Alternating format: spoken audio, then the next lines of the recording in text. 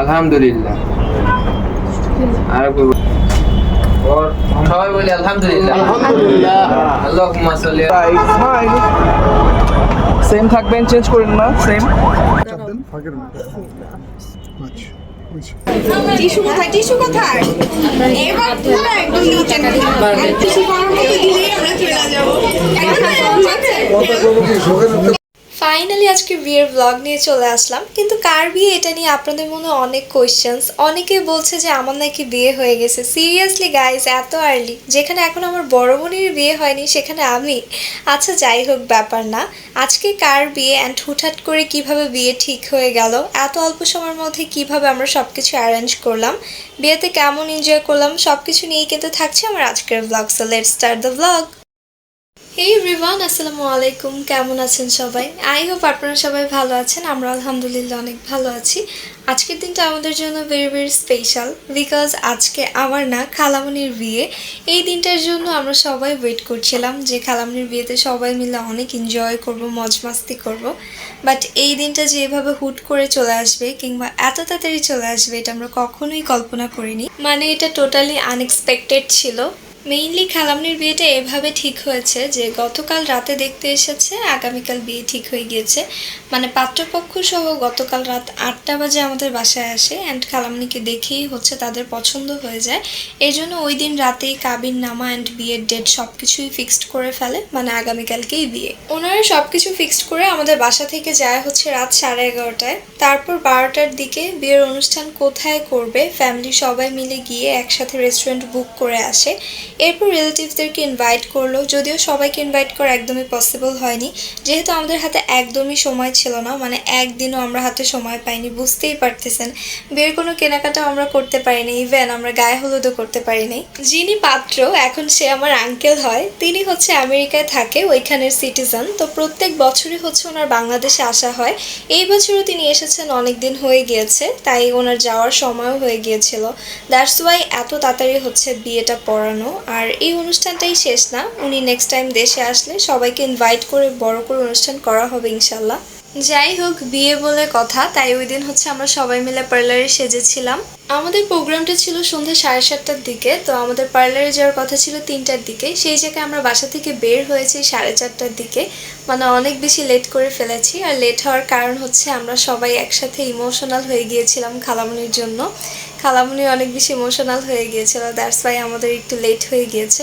যাই হোক, এরপর আমরা ফ্লাওয়ার্স কিনতে চলে আসলাম। রাইট।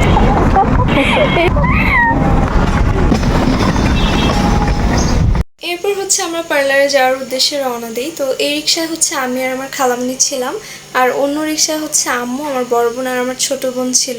আর এই দিনেও বৃষ্টি হতে হলো, মানে আমাদের সাথে যে কেন এমন হয় আল্লাহই জানে। সব সময় মানে ধরেন আমাদের কোনো প্রোগ্রাম আছে কিংবা আমরা কোথাও আজকে ঘুরতে যাব, কোনো কিছু প্ল্যানিং করলাম, মানে ওই দিন বৃষ্টি হবেই, এটা শিওর।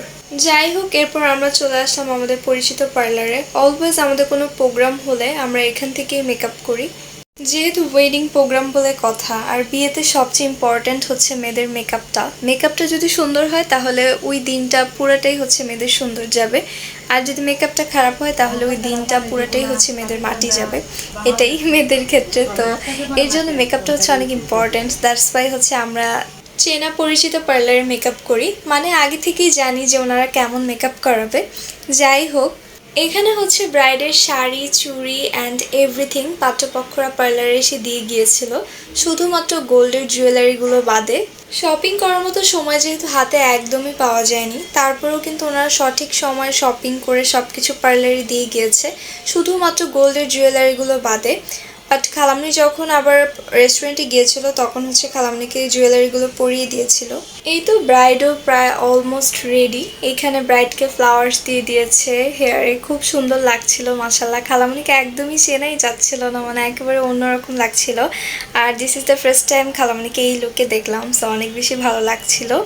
এরপর হচ্ছে ব্রাইডের মেইন যে জিনিসটা সেটা হচ্ছে ঘোমটা, সো এটা হচ্ছে সেট করে দিচ্ছিল। এরপর দেখছিলাম খালামণি অনেক বেশি ইমোশনাল হয়ে যাচ্ছিল, মানে কিছুক্ষণ পরপরই। তো খালামণিকে অনেক করে বোঝাচ্ছিলাম, এর পাশাপাশি আম্মুও বোঝাচ্ছিল। বলছিলাম যে আপনি যদি এখন কান্না করেন তাহলে আপনার সব মেকআপ নষ্ট হয়ে যাবে। কিন্তু কোনো কিছু বুঝেই লাভ হচ্ছিল না, সে তার মতো ইমোশনাল হয়েই যাচ্ছিল, এর পাশাপাশি আমাদেরকেও ইমোশনাল করে দিচ্ছিল। তো কি আর করার, এভাবেই হচ্ছে ব্রাইডাল লুকটা কমপ্লিট হয়। অ্যান্ড মাশাল্লাহ খালামনিকে কিন্তু অনেক বেশি সুন্দর লাগছিল। এরপর হচ্ছে আমরা রেস্টুরেন্টের উদ্দেশ্যে রওনা দিয়ে দিলাম। আমাদের যেহেতু 7:30টায় প্রোগ্রাম, তো আম্মু আর হচ্ছে আমার বড় বোন আগেই চলে এসেছিল, আর আমরা হচ্ছে একটু দেরিতে এসেছি। আমি খালামনিকে নিয়ে এসেছি হচ্ছে 8:30টায়, আমাদের অনেক লেট হয়ে গিয়েছে।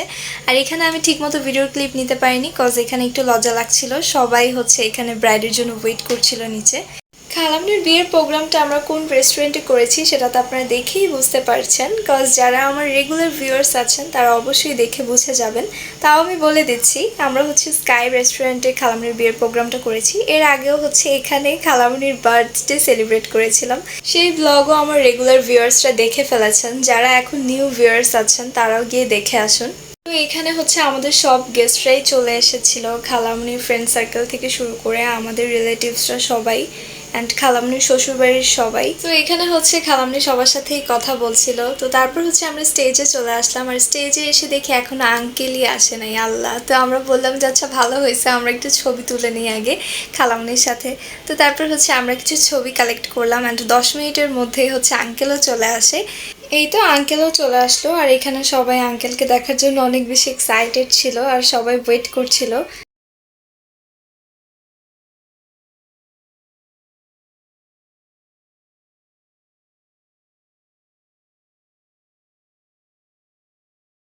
এরই মাঝে কাজীও চলে এসেছে, আর এখনই হচ্ছে বিয়ে পড়ানো স্টার্ট হয়ে যাবে। কাজী আসার সাথে সাথেই বিয়ে পড়ানো স্টার্ট হয়ে যায়, বাট এর মাঝে হচ্ছে খালামনি কোনো একটা কিছু সার্চ করছিল, মেবি সিভি কিছু একটা, তো ওইটাই হচ্ছে খালামনি খুঁজে দিচ্ছিল।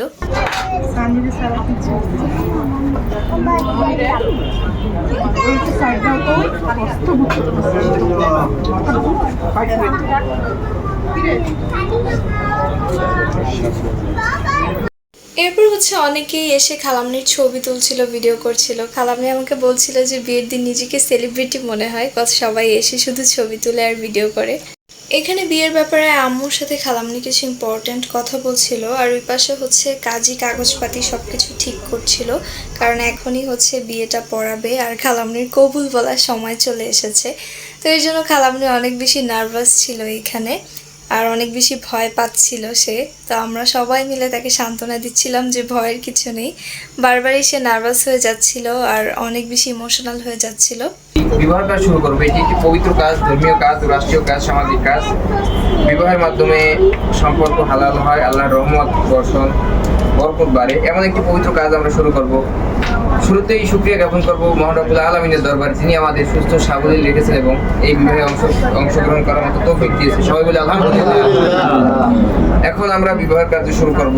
এই বিবাহের বর প্রধান সাক্ষী মোহাম্মদ নয়ন মিয়া, আরেকজন সাক্ষী কনের ভাই মোহাম্মদ আনিসুর রহমান, আরেকজন সাক্ষী আছে বরের ভাই মিজানুর রহমান। এই বিবাহের দেনমোহর হচ্ছে 12 লক্ষ টাকা, ওয়াসিদ পরিশোধ 2 লক্ষ টাকা গহনা বাবদ।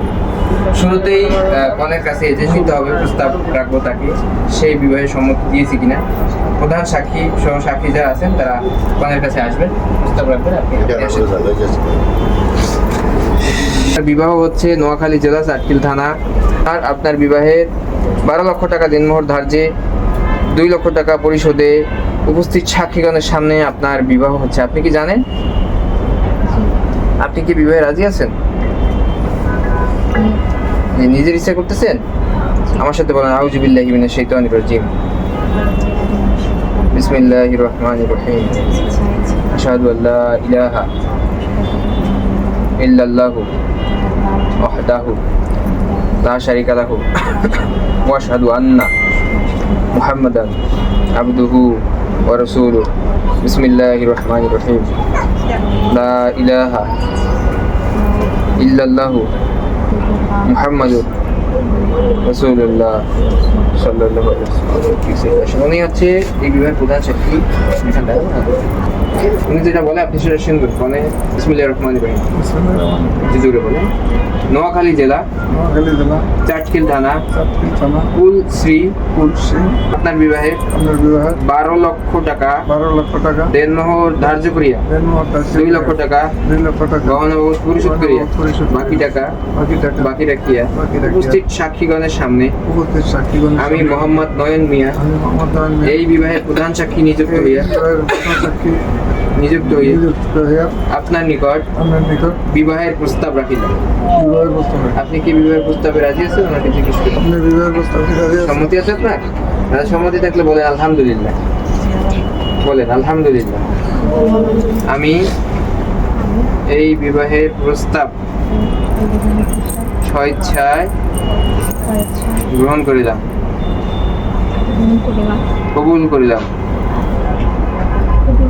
আলহামদুলিল্লাহ। আর কেউ বলেন আলহামদুলিল্লাহ। সবাই বলে আলহামদুলিল্লাহ। আলহামদুলিল্লাহ। সময় তো উপস্থিত মেহমানবৃন্দ, আমরা ওনাদের কাছে গিয়েছি, উনি এই বিবাহে সম্মতি দিয়েছে, আলহামদুলিল্লাহ বলেছে, কবুল বলেছে।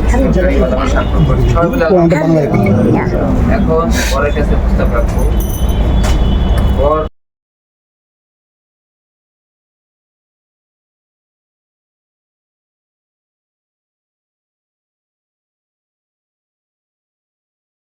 এখানে আসেন, আপনার লাগবে। আপনি কি রাজি আছেন? নিজের ইচ্ছা করতেছেন? আমার সাথে বলেন আউযুবিল্লাহি মিনাশ শাইতানির রাজিম। বিসমিল্লাহির রহমানির রহিম।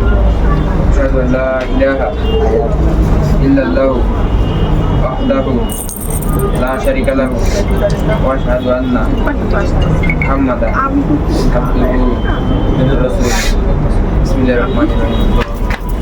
লা ইলাহা ইল্লাল্লাহ মুহাম্মাদুর রাসূলুল্লাহ সাল্লাল্লাহু আলাইহি ওয়াসাল্লাম।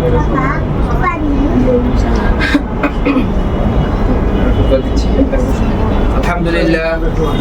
আলহামদুলিল্লাহ নাহমাদুহু ওয়া নাস্তাঈনুহু ওয়া নাস্তাগফিরুহু ওয়া নু'মিনু বিহি ওয়া নাতাওয়াক্কালু আলাইহি ওয়া নাউযু বিল্লাহি মিন শুরুরি আনফুসিনা ওয়া মিন সাইয়্যাতি আ'মালিনা মান ইয়াহদিহিল্লাহু ফালা মুদিল্লা লাহু ومن يضلله فلا هادي له ونشهد ان لا اله الا الله وحده لا شريك له ونشهد ان سيدنا مولانا محمدا عبده ورسوله صلى الله تعالى عليه وعلى اله واصحابه وبارك وسلم. يا ايها الناس اتقوا ربكم الذي خلقكم من نفس واحده خلق منها زوجها وبث منهما رجالا كثيرا نساء واتقوا الله الذي تساءلون به والارحام ان الله كان عليكم رقيبا. يا ايها الذين امنوا اتقوا الله وقولوا قولا سديدا يصلح لكم اعمالكم ويغفر لكم ذنوبكم ومن يطع الله ورسوله فقد فاز فوزا عظيما. قال النبي صلى الله عليه وسلم النكاح سنة. মোহাম্মদ নয়ন মিয়া এই বিবাহের প্রধান সাক্ষী। উনি তো এটা বলে সেটা আপনি শুনবেন, ঠিক আছে? নয়ন মিয়া আপনি বলেন। বলেন বিসমিল্লাহ। লক্ষ্মীপুর জেলা, রায়পুর থানা,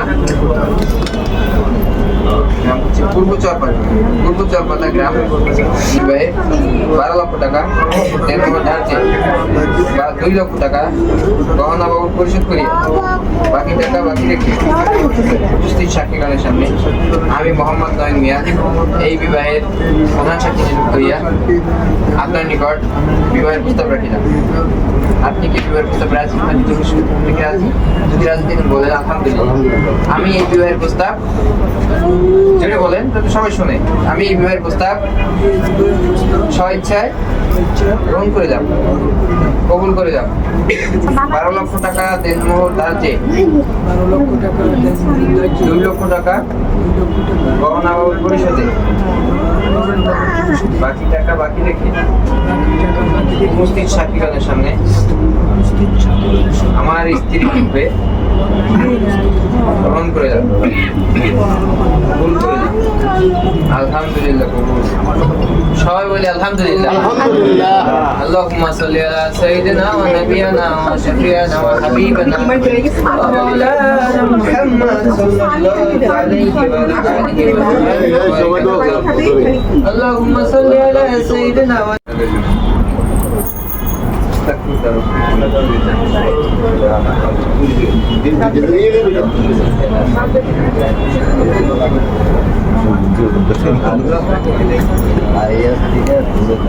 اللهم امين.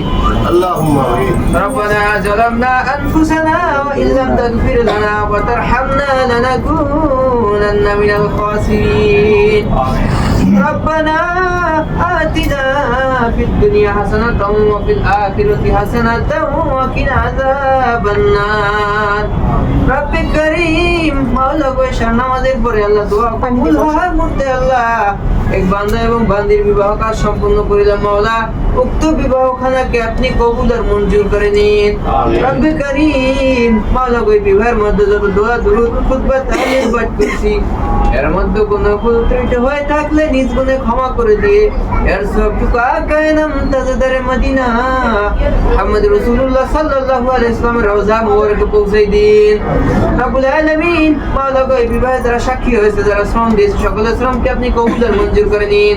রব্বুল আলামিন এই বিবাহের বড় কনেকে আপনি স্বামী স্ত্রী হিসেবে কবুল করে নিন। রব্বুল আলামিন এই বড় কনের মধ্যে আপনি মিল মহব্বত সৃষ্টি করে দিন। রব্ব করিম এমন মিল মহব্বত সৃষ্টি করে দিন যেমন মিল মহব্বত ছিল হযরত আলী ও ফাতিমা রাদিয়াল্লাহু তাআলা আনহার মধ্যে। রব্বুল আলামিন মাওলা গো এই বড় কনে যেন মৃত্যু পর্যন্ত একসাথে থেকে সংসার পরিচালনা করতে পারে সেই তৌফিক আপনি দান করুন।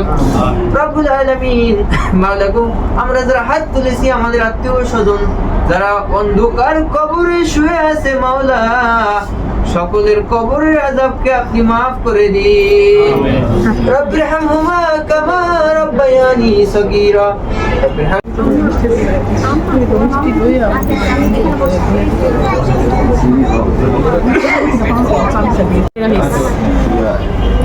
এইখানে দিবি দুটোর পাশাপাশি এদিকটা দেখা করে। হ্যাঁ হ্যাঁ হ্যাঁ দাঁড়াও। চাপেন ফাঁকের মধ্যে। আচ্ছা বুঝছি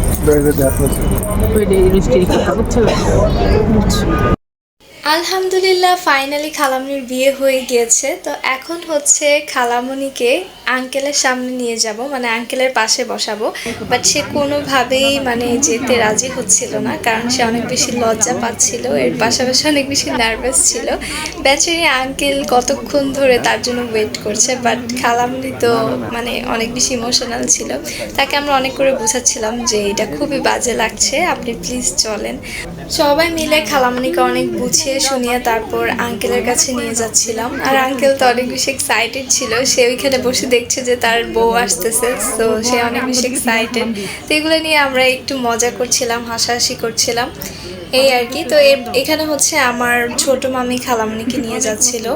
ফাইনালি খালামণিকে আঙ্কেলের পাশে এনে বসাতে পেরেছি। তো এইখানে খালামণি এত বেশি নার্ভাস যে খালামণি মামিকে বলছে যে খালামণির পাশে বসতে। এইগুলো নিয়ে আমরা আরো বেশি হাসাহাসি করছিলাম। তো মামি আর না পারতে কি করবে, পাশে কিছুক্ষণ বসছিল, তো বসে আবার এক ফাঁকে সে উঠে এসেছে। এখন হচ্ছে খালামণি আর আঙ্কেলের ফটোশুট করার পালা। তো এখন হচ্ছে তারা ফটোশুট করবে।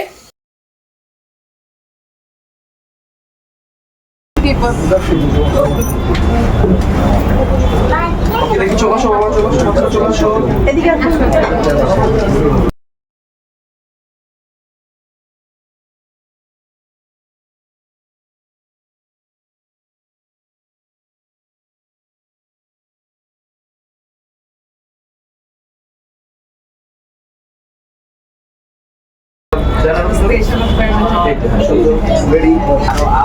One, two, three.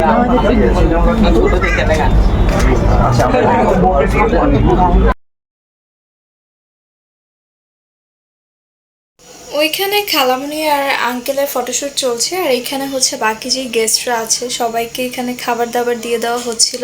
Cause almost রাতে 9:30 বেজে গিয়েছিল, তাই এখানে আব্বু মামারা সবাই দেখাশোনা করছিল গেস্টদের কি লাগবে না লাগবে সব কিছু। আজকের ওয়েদারটা অনেক বেশি সুন্দর ছিল, বাইরে অনেক বেশি বাতাস ছিল, আর এটা যেহেতু রুফটপ, সো অনেক সুন্দর বাতাস আসতেছিল। মাশাল্লাহ আম্মুকে অনেক বেশি সুন্দর লাগছিল। আর এখানে হচ্ছে সব গেস্টরা এক এক টেবিলে বসে পড়েছিল। আমি সব কিছুর একটু একটু করে ক্লিপ নেওয়ার ট্রাই করেছি, যেহেতু এটা আমাদের প্রোগ্রাম, সো সব গেস্টদেরকে কিন্তু আমাদেরই সময় দিতে হবে। তো ওইটা মাথায় রেখেই সবাইকে সময় দিয়েছি। এর পাশাপাশি হচ্ছে ভিডিও করাটা ওইভাবে পসিবল হয়নি, তাও যতটুকু পেরেছি নিজে করেছি। আর অন্য কেউ যে ভিডিও করে দিবে ওইরকমও কেউ নেই, কারণ সবাই ব্যস্ত, যে যার যার মতো ব্যস্ত। তা আমার ভিডিওর ক্লিপ আমাকেই নিতে হয়েছে। আর এই তো আমার বোনকে দেখতে পাচ্ছেন, তা সে আমাকে কি ভিডিও করে দিবে, তাকে আমার ভিডিও করে দিতে হয়। এই হচ্ছে বড় বোন, সে নাকি বড় বোন, ছোট বোন বড় বোনের দায়িত্ব পালন করতেছে।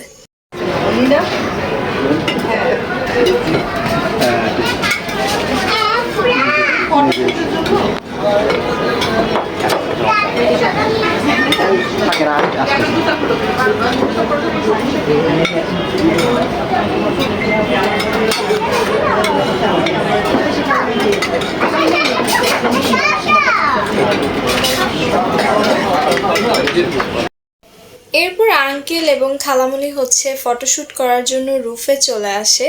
এখানে ছবিগুলো আরও বেশি সুন্দর হবে, বাট সমস্যা হয়ে গিয়েছিল যে এইখানে ফোটা ফোটা প্রচুর পরিমাণে বৃষ্টি পড়ছিল, সো এর জন্য খালামনির একটু প্রবলেম হচ্ছিল। এছাড়া এমনিতে অনেক ভালোই লাগছিল আমাদের কাছে, আর অনেক সুন্দর বাতাস ছিল মাশাল্লাহ।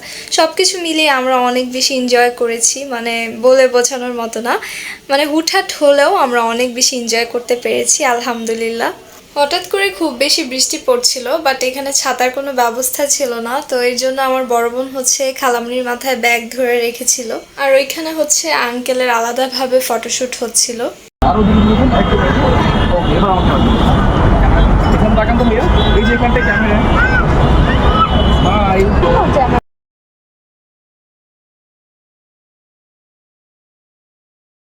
হবে শোল্ডার ক্লোজ, রাইট, ওকে। দুইজনই ক্যামেরার দিকে তাকান তো আমার দিকে। হ্যাঁ, ওকে, লাইটটা দাও তো।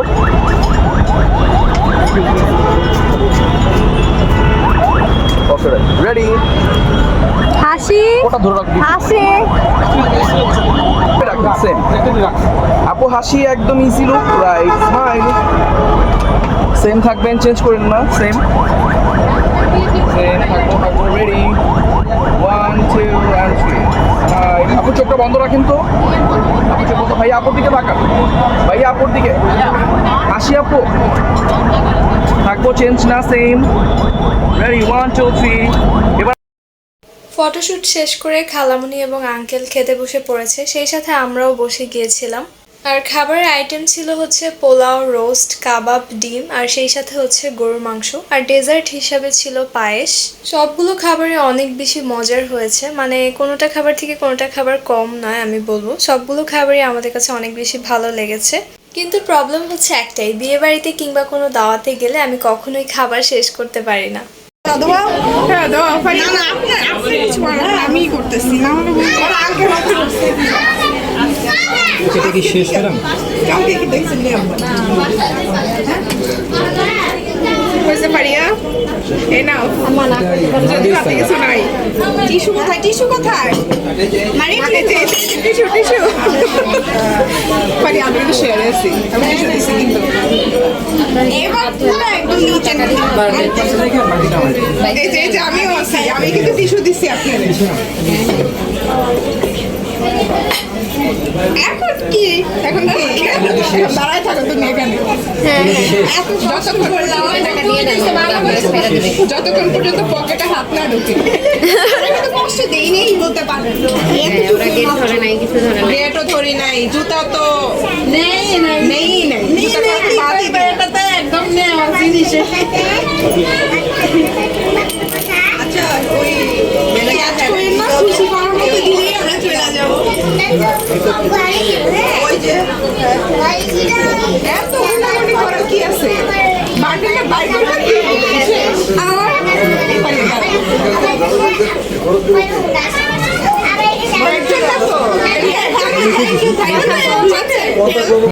এই তো শেষবার মতো হচ্ছে ফটোশ্যুট করে নেওয়া হচ্ছিল, কারণ দেখতে দেখতে বিদায়বেলা চলে এসেছে, আর বিদায়বেলা বরাবরই অনেক কষ্টের। খালামনির এখানে অনেক বেশি মন খারাপ হয়ে গিয়েছিল, মানে সে আর হাসি আনতেই পারছিল না, মানে ছবির মধ্যে। এটাই স্বাভাবিক, আর আমাদেরও অনেক বেশি মন খারাপ ছিল। তো এখানে সবাই লাস্টবার মতো ছবি তুলে নিচ্ছিল, আর এখানে হচ্ছে এখন আঙ্কেলকে চেন পরিয়ে দেওয়া হচ্ছিল, আমার নানু আর আম্মু মিলে পরিয়ে দিচ্ছিল। এতগুলো বছর খালামণি আমাদের সাথেই ছিল, তো বুঝতেই পারতেছেন যে ওনার সাথে আমাদের বন্ডিংটা কেমন। আমি শুধু এইটুকুই বলবো যে খালামণিকে বিদায় দিতে যে আমাদের কত পরিমাণ কষ্ট হয়েছে সবার, এটা বলে বোঝানোর মতো না, মানে মুখেও প্রকাশ করতে পারবো না, ভাষায় এটা কখনোই প্রকাশ করতে পারবো না। অনেক কষ্ট হয়েছে, মানে বলে বোঝানোর মতো না। তো এখানে আমি এইটুকু ক্লিপই নিয়েছি ভিডিওর, আর কোনো ক্লিপই নিতে পারিনি। খালামণিকে গাড়িতে উঠিয়ে দিয়েছি। আর ওইখানে যে আমাদের কান্না করতে করতে সবার কী অবস্থা হয়েছে, মানে কারো কোনো অবস্থাই ছিল না যে কেউ কাউকে সান্ত্বনা দিবে, এরকম কারো কোনো অবস্থাতেই কেউ ছিল না। আর কেউ কান্না করছিল, কারো অনেক মন খারাপ ছিল। তো সব কিছু মিলিয়ে আর ভিডিও করা হয়নি, এইটুকুই করেছি। কি আর বলবো, কষ্টের বিদায় দিলাম খালামণিকে।